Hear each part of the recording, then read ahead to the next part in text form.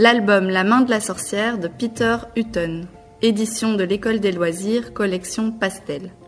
Les élèves se sont lancés pour la première fois dans un réel travail de groupe en dehors de l'école. Notre objectif, l'écriture d'un texte narratif à partir d'un texte dialogué.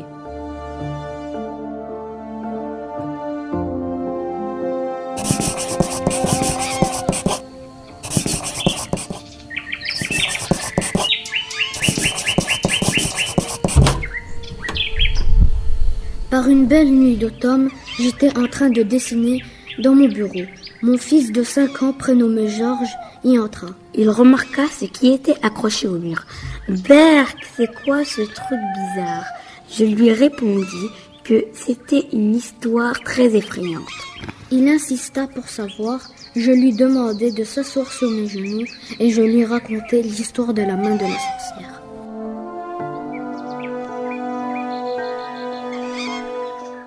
Alors que nous étions en train de dormir, ton frère et toi, maman et moi, j'ai entendu un bruit dans le couloir. Depuis mon lit, je voyais une silhouette qui se déplaçait sur le palier. Je me suis levée et je me suis précipitée vers ta chambre sans faire de bruit. Là, j'ai eu une vision d'horreur.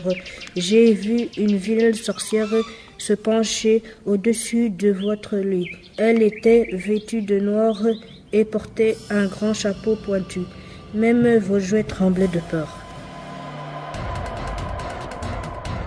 Elle avait des monstrueuses dents vertes, elle était vraiment moche. Je voulus crier « Arrêtez !» mais tout ce qui sortit de ma bouche est... La sorcière me regarda d'un air effrayant. Elle voulait vous prendre. Hors de question. Je me suis battue avec elle pendant de longues minutes. Oui, je vais gagner. C'est à ce moment-là que la sorcière se mit à grandir. Maman arriva et je lui dis « Va chercher l'épée ». Maman l'a pris dans le placard à balai.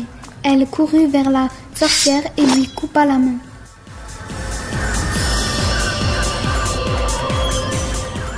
Aussitôt, la sorcière commença à rétrécir, puis tout d'un coup, flop. La sorcière disparut. Maman et moi étions dans votre chambre. La main de la sorcière était par terre. Georges me demanda si c'était vraiment la main de la sorcière. Je lui répondis non.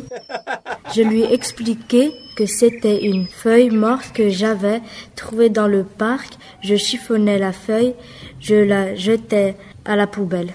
La maman de Georges apparut avec son doudou. Mon fils me traita de blagueur.